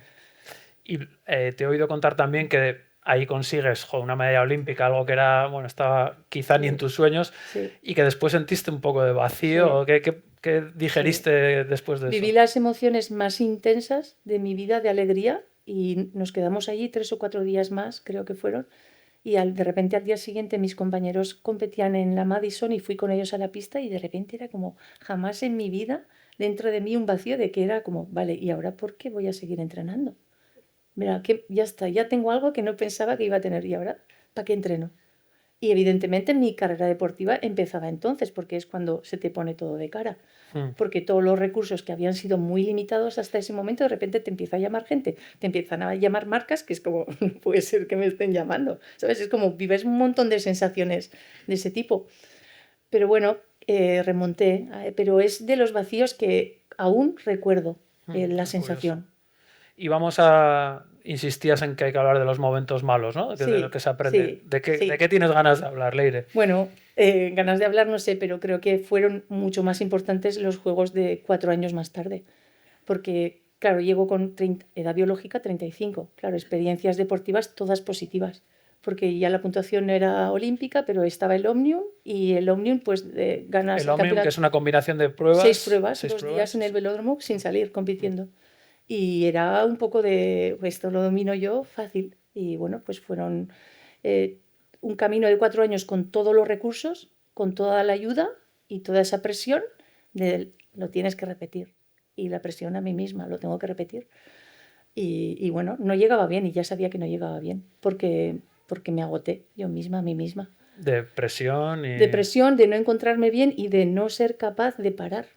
Porque a veces los deportistas nos obsesionamos con las cosas y no saber parar. Y cuando las cosas no van bien, tienes que levantar el pie. Y forzar. Y forzar. Y quería más, y quería más, y quería más. Y llegué a esos juegos sabiendo que no estaba bien. Y 2 días compitiendo. Y además es como que tu bici no corre y la bici de las demás llevan motor. Es como van muy rápido. Entonces el sufrimiento y la agonía fue muy bestial. Y la sensación de decepción yo conmigo misma, uff. Estaba aquí Asier Aranguren haciendo entrevistas antes y yo la peor entrevista deportiva de mi vida fue con él, porque era como a mí, yo quería decir, ha sido una mierda de carrera y es como siempre estás intentando medir las palabras, ¿no? De cara a la galería de que no suene tan mal, pero es que era como una necesidad de decir, he hecho un desastre y a veces pues necesitas hacer desastres para aprender y para darte cuenta que la élite no es fácil, que llegar a unos Juegos Olímpicos y conseguir una medalla no es lo más normal. Y quizá en ese punto supe valorar quizá los resultados, porque yo creo que el deportista puede aceptar que puede ganar o perder, pero lo que realmente te duele mucho es la manera de perder. Es como la final de pelota el otro día, ¿no? Puedes ser Artola y quedarte muy orgulloso. He perdido, pero lo he dado todo y he jugado un partidazo. Pero es que aquello era como... mi sensación era, he hecho el ridículo. Y aún alguno, porque sueles estar rodeada de gente del Comité Olímpico, me decían, con lo contenta que estabas tú hace 4 años de estar en los Juegos Olímpicos. Y digo, ya, pero han pasado 4 años, yo era mejor ciclista, yo he trabajado mucho y lo que he conseguido pues no me llena para nada. Y ahí quise dejar de dar bici. Dije, ya no quiero ser ciclista. Bueno, seguiste... Sí, pero fue la sensación y en el avión de vuelta al seleccionador le dije, no me vuelvas a llamar. Así, en caliente, sin reflexionar nada. Es muy interesante que contéis estas cosas. Yo a Pello le he oído unas reflexiones muy parecidas a estas. Hay una entrevista que te hizo Laura Meseguer, que está en YouTube, que es muy bonita, y ahí hablas también de relativizar los triunfos, ¿no? Que pueden llegar, no llegar, pero que no poner tanto, no sé, tu paz, tu corazón, tu vida en que llegue ese resultado o no. No sé si es un proceso de años, si también a base de disgustos o de decepciones habéis aprendido este tipo de cosas, si os sentís identificados con lo que cuenta Leire. Sí, yo creo que al final es lo que recibimos también de la prensa, del público, del equipo, que al final estás en el podio, estás en el lado visible siempre que estés dominando, ¿no? Que estés ganando, que estés... Y luego parece que el trabajo que se hace por detrás para llegar a eso no se valora. Y al final yo puedo decir que uno de mis mejores momentos en el ciclismo fue en el Giro hace 4 años, cuando conseguí ser pieza clave para que Caruso terminara segundo y pudiera ganar su primera etapa en una grande, en un Giro, al final corriendo en casa. Para él era, o sea, el sentirme que estaba ayudando a un gregario a conseguir su logro más importante en su vida deportiva, para mí fue, no sé, y quizás la gente no lo pueda comprender y diga, joder, pues si hubieses ganado tú no te hubieses sentido más orgulloso. Pues no, en ese momento para mí fue... Y nadie te reconocerá eso, nadie te preguntamos por eso, ¿no? Bueno, él mismo sí, él mismo me dice, ¿no? Cuando vengas a visitarme a Sicilia dentro de 20 años, joder, lo seguiremos contando y seguiremos disfrutando de ese día. Y es un vínculo especial ya que tienes con una persona, ¿no? Y al final una medallita en un palmarés, pues dentro de 20 años no creo que me aporte lo mismo. Y hablas también en esa entrevista mucho de la presión. Juanma, a ti también te he oído todo lo que tienen que hacer ahora los ciclistas respecto a tu época como profesional en activo. No sé si ha cambiado mucho el control de todos los datos, de la alimentación, de los vatios, de la temperatura, de las horas de sueño. Tú hablas en esa entrevista que ya llega un punto con la veteranía que dices, bueno, igual esto es lo mejor que hay que hacer, pero también hay que dejar respirar un poco la cabeza. No sé si eso es algo que también lo habéis sufrido o que se empieza a tener en cuenta en el pelotón, que la obsesión por afinar tanto puede ser contraproducente. ¿O tú has tenido experiencias de sufrir esa presión, ese agobio, de llegar a un punto de hartarte? Sí, pero también yo creo que hay que combinar las dos cosas. Hay que combinar toda la ciencia que hay ahora alrededor del ciclismo con la experiencia y con lo que tú sientes, ¿no? La etapa que comentabas de Finestre. Pues yo iba en el coche diciendo, ¿cuánto puede necesitar una escapada para subir Finestre con ventaja? Y a ojo me vino 7 minutos. Dije, pero bueno, le voy a escribir al científico del equipo que está en Holanda, que tío te manda unos PDFs así que dices, no entiendo, no sé interpretar, ya no sé interpretar todo esto. Y le dije, oye, ¿cuánto tiempo crees tú que necesita una escapada para que pase Finestre? Y me dice 7 minutos. Y digo, pero claro, digo, al final, por algo también llevas muchos años en esto, hay cosas que las sientes, no te tiene que decir el coche, tienes que coger 5:40 para pasar, tú ya sabes, tú ya notas. Entonces yo creo que al final tiene que haber una combinación, no puedes dejar de lado toda la evolución que ha tenido el ciclismo, tiene que ir de la mano con la experiencia e intentar combinar ambas cosas, ¿no? Que yo creo que eso es lo que te hace fuerte, el tener experiencias vividas y saber ver cosas que están pasando y luego aplicar a todo eso los números, ¿no? Pues que un nutricionista te diga, bueno, pues a esta hora tienen que comer hoy a 120 gramos de carbohidrato por hora y tomar esto en este momento, y esto y esto y esto.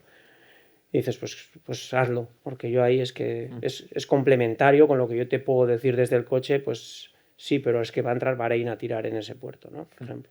O sea, yo creo que hay que combinar ambas cosas. Y tú, lo que están contando ellos de estas experiencias más duras, o bueno, tú tienes recuerdos de lecciones de vida que quizá la gente no sea consciente, por momentos malos también como ciclista, digo, más que como director. La espinita clavada del Boulevard, esa ahí sigue y sí, son momentos malos, momentos pues que estés deseando que la carrera que la Vuelta al País Vasco entonces Itzulia llegue a tu casa y resulta que te dicen 15 días antes que te tienes que operar de la rodilla, ¿no? Y tú estás con la pierna para arriba viendo el helicóptero de TV encima de tu casa grabando qué pasan. O sea, hay momentos que se te quedan grabados que no hubiera hecho nada en aquella Itzulia, ¿no? Pero simplemente el hecho de haber formado parte en casa en aquella carrera, pues me hubiera gustado, porque son oportunidades pues que igual no se vuelven a repetir. Pero bueno, yo me quedo con muchas cosas muy buenas que me ha dado el ciclismo y las que me sigue dando como director. La verdad que no me arrepiento de nada de lo que he hecho y no tengo más que agradecer, palabras de agradecimiento al ciclismo por todo lo que me ha dado. Muy bien. Bueno, llevamos 1 horita y pico hablando, es momento, aquí hay un montón de preguntas pendientes aquí para estar hasta el sábado, pero podemos hacer alguna pregunta desde el público también, si alguien quiere hacer algún comentario. No tiene por qué ser obligatoriamente sobre la etapa de Finestre, pero también puede ser. Mejor no. Pero también puede ser. Nos has dicho que sí, Juanma. No, bueno, no, lo que os apetezca. Si no, bueno, tenemos aquí historias para seguir contando. Bueno, mientras se lo van pensando, mientras el primero va rompiendo el fuego, Leire, yo sí te quería preguntar esa evolución que ha habido en el ciclismo femenino que tú has visto de cerca, porque tú después de terminar tu carrera competitiva sí que has estado por ejemplo, asesorando, organizando estas carreras, pues primero fue la Clásica Donosti, que luego está integrada en Itzulia. Bueno, tú ahí tuviste experiencias difíciles para sacar adelante en un mundo que no está acostumbrado a organizar estas cosas, ¿no? No sé cómo fue esa experiencia y qué evolución has visto. Bueno, pues es vivir un poco la otra parte, ¿no? De las historias, porque tú como deportista tienes una manera de ver las cosas y entenderlas, y luego cuando está acabando tu vida deportiva también te crea curiosidad, ¿no? Lo que hay al otro lado. Y bueno, pues yo creo que de ciclistas nunca nos hubiéramos ni soñado, ni soñar, ¿no? Una clásica San Sebastián para chicas de nivel máximo o una Itzulia de chicas, y bueno, pues luego surgió la oportunidad de estar al otro lado, y bueno, pues son organizaciones ya de mucha historia, de muchos años, que organizan muy bien, pero bueno, pues también se viven historias muy curiosas, ¿no? Porque igual no conocen el mundo del ciclismo femenino, esos sí organizadores. Lo conocen, sí, pero no interesa quizá lo suficiente, o no hay los datos suficientes como para saber de lo que son capaces las chicas. Y yo en la época que estaba compitiendo en carretera, la verdad que oportunidades reales no había muchas, ¿no? Entonces siempre la pregunta por los periodistas siempre era como, ha estado Joanes Sumarriba, ¿por qué no salen aquí buenas ciclistas, ¿no? Y muchas veces nos tocaba escuchar de, no, es que no hay talento.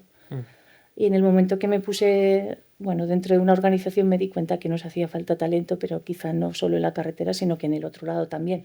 Realmente gente que crea en lo que está construyendo, bueno, pues en construir. Tú no lo vas a decir, Leire, pero había gente que iba a organizar esas carreras y se preguntaba si las chicas eran capaces de subir Jaizkibel. Bueno, es que eso pasó en la presentación. Pasó en público, ¿no? Eso pasó en público. Donde el que organizaba la carrera pues dudó delante del público si las chicas iban a poder subir Jaizkibel. O sea, que el punto de partida era un poco bajo, claro, ¿no? Claro. Pues cruel, pero bueno, que tampoco se aleja mucho de muchas cosas que nos ha tocado escuchar a lo largo de nuestra carrera deportiva. Lo que pasa que, antes te lo he dicho yo, cada respuesta de ese tipo me encendía más por dentro, y era como más fuerte el fuego que llevo conmigo.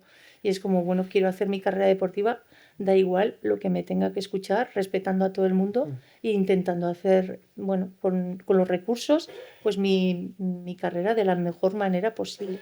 Pero sí que yo creo que me han hecho muy dura. Sí. ¿Y cómo estoy agradecida, sí.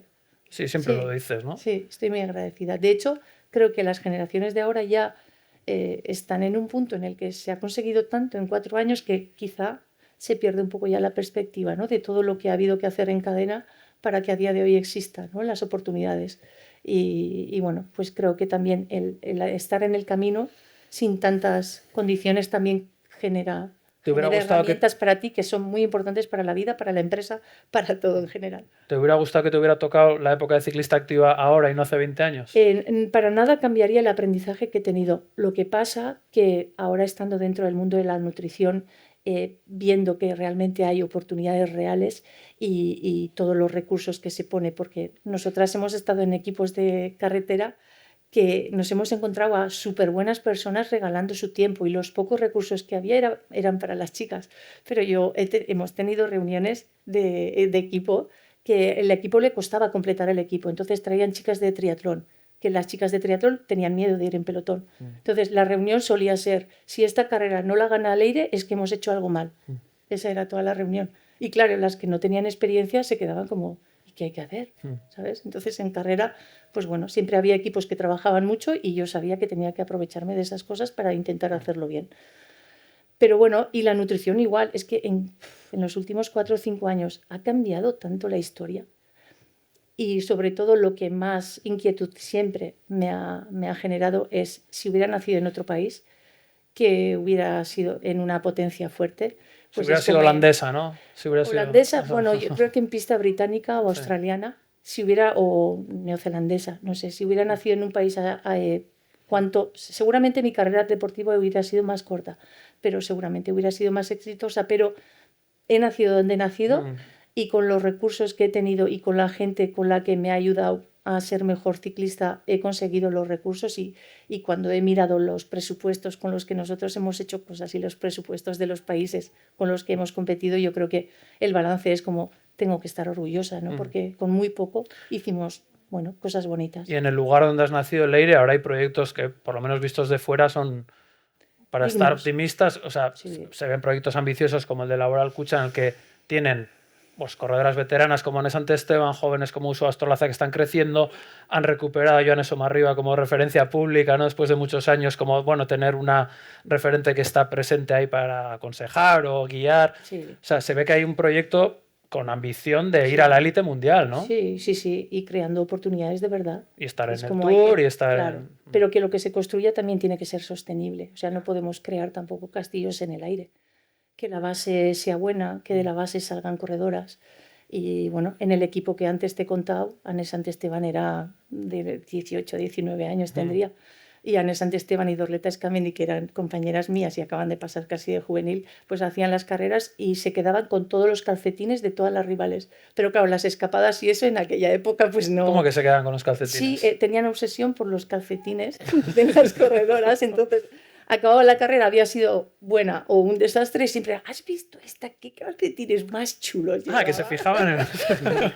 Entonces, pues bueno, Anne Santesteban también ha pasado por ahí, me refiero que Ya. esos equipos donde había mucha gente con mucha voluntad de ayudarnos, pues han hecho una función. Luego Anne dijo, bueno, quiero ser ciclista de verdad y se fue a Italia.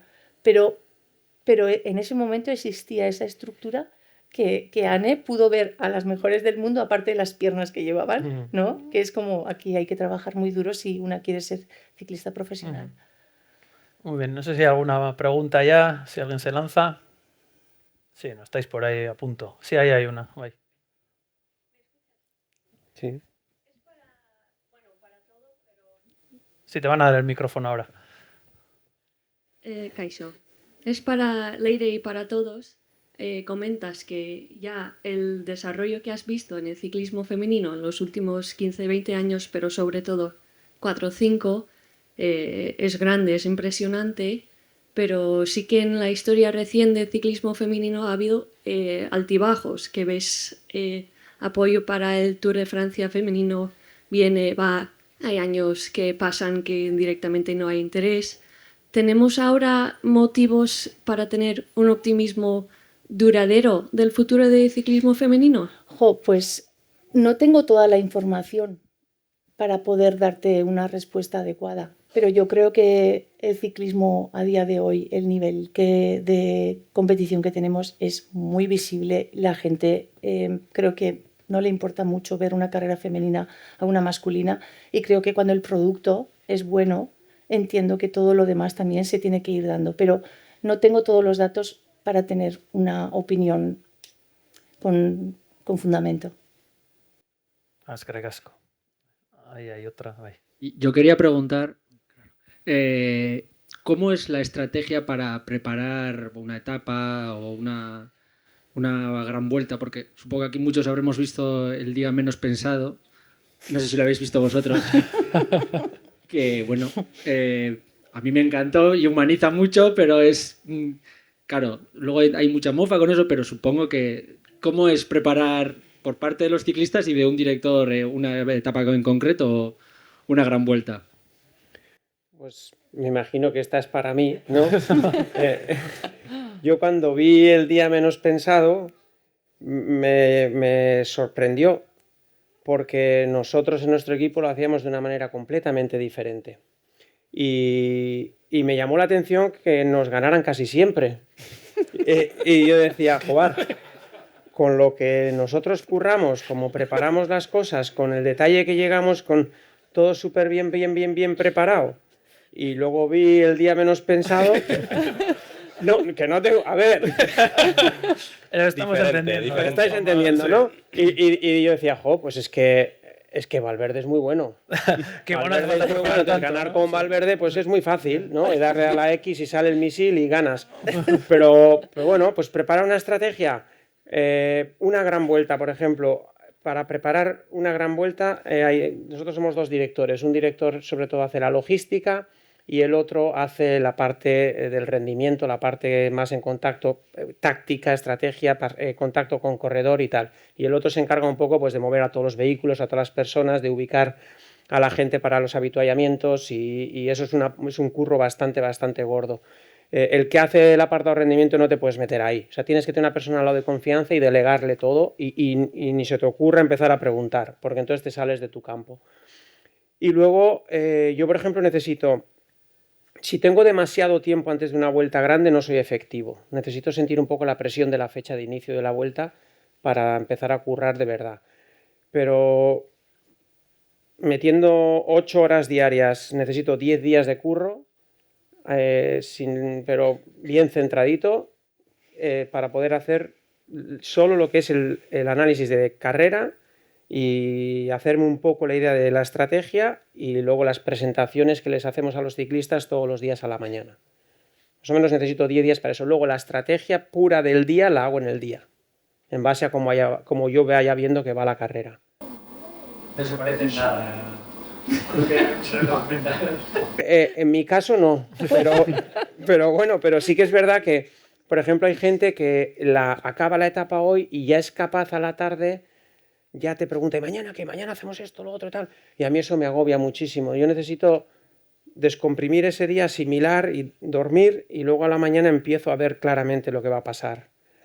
Y me pasa un poco igual que cuando preparo la carrera, es decir, falta 1 hora y media o para llegar a aparcar el autobús y ahí es donde empiezo a sentir lo que creo que va a pasar. Entonces, bueno, un poco diferente, ¿no? Y Juanma, en esos 10 días de 8 horas diarias, ¿qué es lo que estás analizando? ¿Los recorridos, los corredores, los rivales? ¿Qué estás estudiando ahí? Sí, sobre todo, si primero tienes que ver qué vas a ir a hacer a esa carrera. Si tú vas por etapas, lo ves de una manera. Si lo vas a disputar la general, a otra. Y depende con qué tipo de corredor vayas a disputar, también lo analizas de otra manera. Tenemos una herramienta hoy en día, casi todos los equipos, que es la misma, que bueno, pues a través se llama VeloViewer, que los organizadores ya nos entregan los tracks, los archivos GPX con los recorridos de las etapas, que se suben a esta plataforma y ahí puedes ir analizando punto por punto el recorrido. Entonces tú vas tomando tus notas, viendo pues si tienes un estrechamiento justo antes de entrar a subir un puerto determinado y demás, y te tomas todas tus notas. Y luego eso en carrera, llevamos en el coche una tablet que tiene GPS y que cuando tú vas avanzando por el recorrido, pues se va moviendo el puntito y te van avanzando tus notas, te van saliendo cuánto te falta cada punto que tú has añadido en tu casa, ¿no? Déjame contar una cosa. Estuve entrevistando a Marino Lejarreta en su casa y él guardaba, cuando él corrió en Italia, él todos los años compraba la edición actualizada del Atlantes, de los mapas de carreteras de Italia. Se enteraba de cuál era el recorrido del Giro, que era de esta ciudad a esta ciudad, tampoco sabía muy bien por dónde iban de una ciudad a otra, imaginaba qué carrera podía ser, y los que tenéis cierta edad sabéis que en los mapas de papel, las cuestas, si hay una flechita era hasta el 5%, si hay 2 flechitas hasta el 10%, entonces él miraba, si había 2 flechitas, decía, después a la salida de este pueblo, aquí tiene que haber un repecho. Entonces Marino tenía las cartas de carreteras de 1 a 400.000 y con eso preparaba las etapas, y él se tenía como uno de los que más mimaba el recorrido, que se compraba el atlas y miraba en un atlas, o sea que imagínate lo que ha evolucionado. Pero yo he corrido así, no tengo la edad de Marino, ¿eh? Sí. Te quiero decir que es que ha evolucionado todo muy rápido, muy poco tiempo. Antes no tenían estas herramientas. Los directores que me han dirigido a mí también iban con ese mapa. Sí. Te abrían el mapa en la reunión y te decía, mira, esta carretera blanca debe de ser estrecha. La carretera roja es nacional. Esa será más ancha. Y es de peaje. Muy bien. ¿Alguna otra pregunta, comentario? Sí, por ahí. Va el micrófono, sí. Así te oyen mejor. Nada, decía simplemente gracias por el encuentro que se agradece mucho. En segundo, creo que el que comentaba Pello era Chris Neylands, por lo que vi ahora Bien, en internet. Y en tercero quería preguntaros bueno, no sé si esta época de las superestrellas, que siempre ha habido evidentemente estrellas en ciclismo, pero bueno, vivimos ahora una época pues que prácticamente entre 4 o 5, evidentemente Pogačar, Evenepoel, Vingegaard, Van der Poel, se comen un porcentaje muy importante de victorias, o al menos las más relevantes. No sé un poco desde dentro cómo se vive eso, cómo se puede gestionar o cómo se altera o modifica o condiciona un poco de cara a preparar y a trabajar un poco esas etapas o esas carreras. Y si creéis que es positivo o no ese dominio tan apabullante, ¿no?, que puedan tener, que parece que pues en algunos casos, especialmente el de Tadej, que casi gana cuando quiere o donde quiere. Gracias.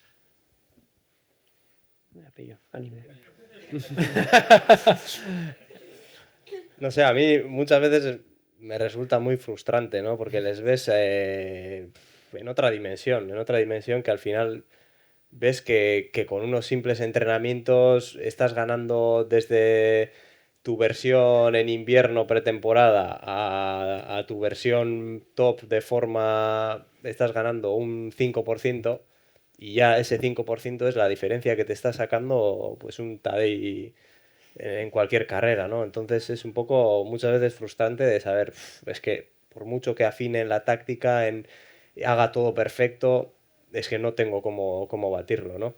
Incluso para un director también yo creo que por mucho que te quieras inventar, o sea, al final sabes que Tadej ni siquiera necesita un buen director en el coche para ganar una carrera. De hecho, yo creo que no lleva ni director. Porque al final le digan lo que le digan, hace lo que le da la gana, ¿no? Y no tiene que calcular. Al final arranca cuando le parece y cada año quiere hacer una exhibición mayor y arrancar antes y ya no se conforma con ganar, sino que lo quiere hacer de manera espectacular, ¿no? Y muchas veces para el resto de rivales eso es un poco... Bueno, que también te deja una pequeña opción a, joder, pues la siguiente vez que quiera arrancar en vez de a 60 a 100, igual nos ponemos de acuerdo, ¿no? Hacemos esa estrategia que explicaba antes de, venga, tiramos todos juntos y a ver si... Y una vez, de hecho, le ha pasado, ¿no? El Amstel este año no ganó, creo que quiso hacer una exhibición, el resto de rivales se pusieron de acuerdo y al final... Pues mira, al menos no ganó, dejó de ganar una carrera, ¿no? Por la estrategia. Pero es que es muy complicado gestionar esto y no sé si, en cuanto al espectáculo, yo diría que en los últimos años el ciclismo ha ganado mucho en espectáculo, pero sí que es verdad que hay muchas carreras en las que ya pues se puede prácticamente apostar al ganador sin gran riesgo, ¿no? Y bueno, lo bueno que al final tenemos a varios fenómenos y cuando pocas veces en la temporada se juntan los dos o tres, que suele ser normalmente en el Tour de Francia, pues ahí sí que tenemos un poquito de emoción, ¿no? También habrá cambiado la manera de correr, ¿no? De Sí, cuando... eso iba a añadir, sí. No de cuándo, no sé, igual te he interrumpido la pregunta, pero con respecto a lo que has preguntado, la forma de correr también cambia para nosotros, para los directores. Si tú tienes a Tadej en carrera, dices, ¿qué puedo probar? ¿A intentar seguirle, a intentar anticipar o a intentar ser el mejor de los de atrás? Claro, ¿cómo lo quieres enfocar ese día, ¿no? Y dices, si yo tengo a Ben Healy en la Lieja-Bastogne-Lieja y este me va a arrancar donde le dé la gana, ¿y qué hago? ¿Le intento seguir me arriesgo a saltar por los aires y acabar décimo? Lo hicimos en Strade Bianche, que Pello también estaba metido en la pelea allí. Nuestra idea en Strade Bianche, cuando hizo la exhibición también de nuevo Tadej, era vamos a ser el mejor de los de atrás, no intentar ser el peor de los de adelante, porque puedes cometer el error de reventar. Y es muy difícil correr planteando una estrategia no ganadora, sino correr para intentar ser el mejor de los de atrás. A mí me duele mucho cuando tienes que plantearle a un corredor que tiene que correr así, pero sabes que vas a obtener el mejor resultado posible en la línea de meta. O si todo va como esperas. Pero es antinatural. Es como que parece que ya sales y que has arrojado la toalla porque no puedes con él, ¿no? Porque tácticamente no puedes, porque tiene un equipo súper potente, porque cualquier cosa que tú quieras anticipar es que te estás echándolo por la borda muchas veces. Entonces es complicado. A veces hay debate sobre, que luego nunca se lleva a cabo, ¿no? De limitar lo de que si topes para que no haya un equipo, o sea, el mejor del mundo, pero es que encima en su equipo están, de los 20 mejores del mundo, están 8. Entonces, ¿creéis que habría que meter mano en eso para que no hubiera un equipo tan dominador, por ejemplo? ¿O eso es complicado de...? A mí me han hecho esa pregunta muchas veces y nunca sé qué contestar. Sinceramente es que no sé qué decir. ¿Tú, Pello, tienes alguna opinión sobre esto? Es que no sé, cortar también los ingresos en una época de bonanza, ¿no? Porque hasta ahora siempre había patrocinadores equipos con complicaciones para buscar patrocinadores y el problema era otro, ¿no? Y hoy en día que vemos que hay super equipos, que hay patrocinadores que están dispuestos a hacer grandes inversiones, es como que no quieres volver tampoco a lo anterior, ¿no? Entonces, no sé, habría que buscar ahí una vía un poco intermedia. Yo, no sé, siempre he pensado que quizás habría que hacer, creo que en la NBA se hace algo similar, ¿no? de intentar repartir mirando un poco en base al ranking mundial, ¿no? Pues que un corredor no pueda, o un equipo que no pueda tener a más de X corredores que estén en el top 50 mundial, ¿no? Bueno, en el ciclismo femenino no hay ese problema, Leire, de Bueno, exceso de presupuestos. No, de presupuestos no, pero yo he tenido rivales. Pues Sarah Hammer, me acuerdo de la americana, mira qué apellido, Sara Martillo. Que era como... y de frente era imposible ganarla. Además tenía un doble ataque que el primero le podía seguir, pero el segundo sabías que te iba a sacar de rueda y ya si le dejabas medio metro ya no la podías perseguir. Entonces lo que aprendí con ellas, después de darme muchos cabezazos intentándolo, es como, es que de frente no la voy a ganar. Entonces tengo que esperar a que se equivoque ella y en el momento que se equivoca ella, quizá pueda ser mi momento. Pero por fortaleza, imposible. Y además la gente que es muy fuerte, además no suele aprender a correr tácticamente. Lo hacen todo a base de reventar. Y tú dices, pero ¿cómo se puede tener ese gas? Pues lo tienen un día y al día siguiente lo tienen. Y llegó un momento en el que Sara además estuvo en Mallorca entrenando con su marido, que era el entrenador, y yo he llegado a verla entrenar. Y cuando la vi entrenar, entendí por qué nos ganaba como nos ganaba, porque era capaz de entrenar a unos niveles que si yo llego a entrenar un día así, hubiera necesitado 5 días de descanso. Y ella era capaz de entrenar así un día y al día siguiente el marido la apretaba con la campana de coger puntos, pero en los entrenamientos, cosa que nosotras la campana solo la escuchábamos compitiendo y parecía además que la escuchábamos y nos volvíamos todas locas. Pues Sara entrenaba todos los días a un nivel de exigencia que como deportista te cuesta entender, pero solo se puede entender desde el foco de ellas. O sea, era una mujer con una fortaleza brutal. Y luego yo siempre he dicho de algunas deportistas que es como el sufrimiento lo tienen en un departamento diferente, porque llegan a agonizar y yo en el momento que agonizaba era como se me cruzaba la vista y no veía ni a un metro. Y esta gente era capaz de agonizar y seguir y no caerse de la bici. Entonces llegas a ver cosas que dices, pues ella está capacitada para hacerlo y el resto o la miramos o intentamos... O aprendes lo que habéis estado contando. Sí. O aprendes la manera de Sí, ganar sin ser sí, el más fuerte, ¿no? Sí, pero sabías que el doble ataque venía, sabías que uno le ibas a seguir y sabías que en el 2 te iba a dejar planchada a media pista. Oh, joder. Bueno, pues no sé si hay tiempo para alguna... Cortamos ya. Una pregunta. Bueno, hay una ahí y terminamos ya, sí. Sí, justo al otro extremo, sí. Ahí, tranquilo.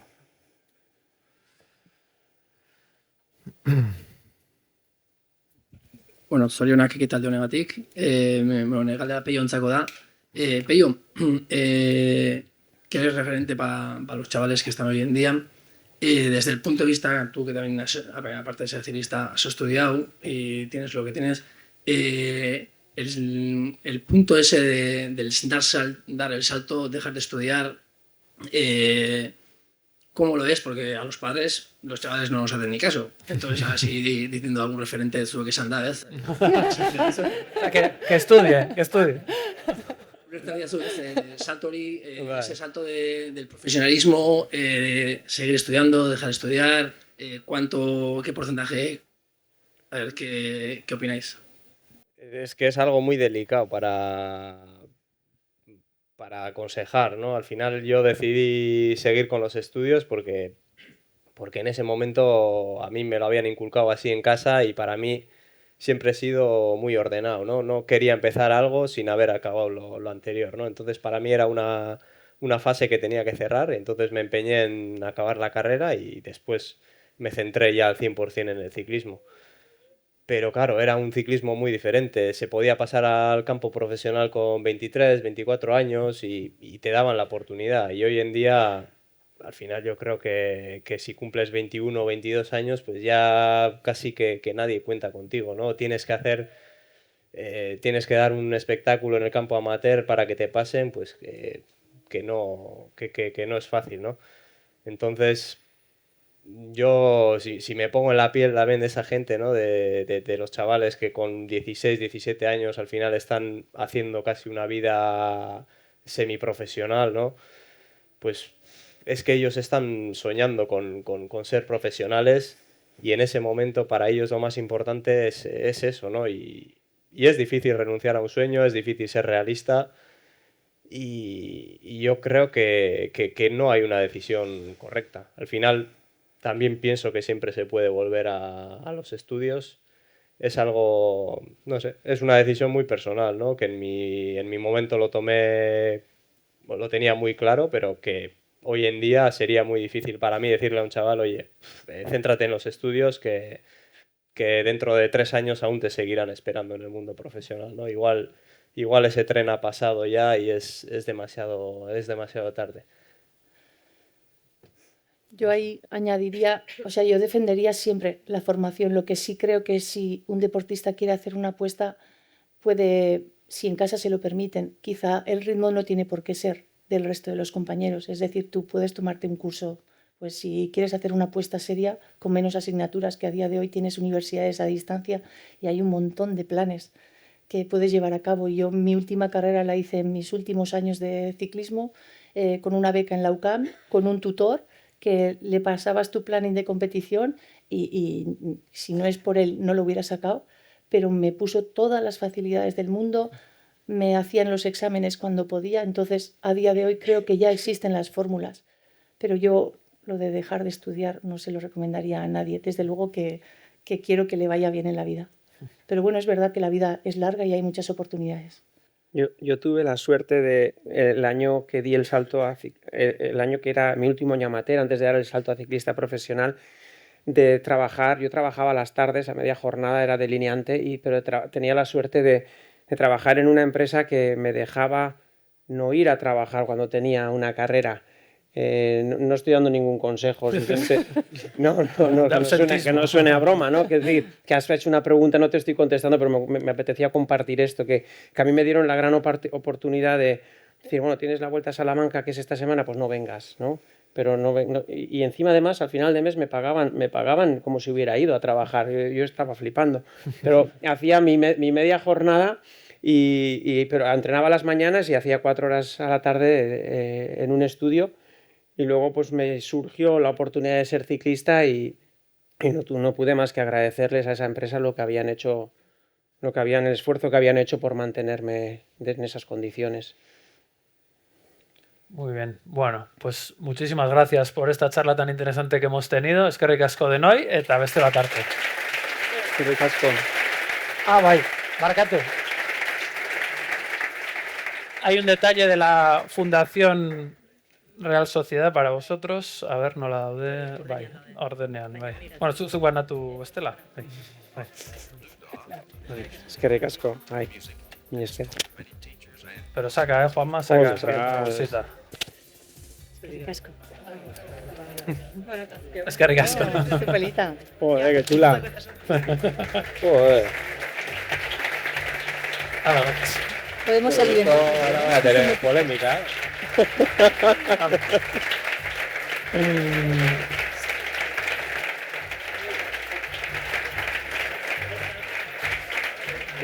Vuelta, Pello. Igual es Tunay.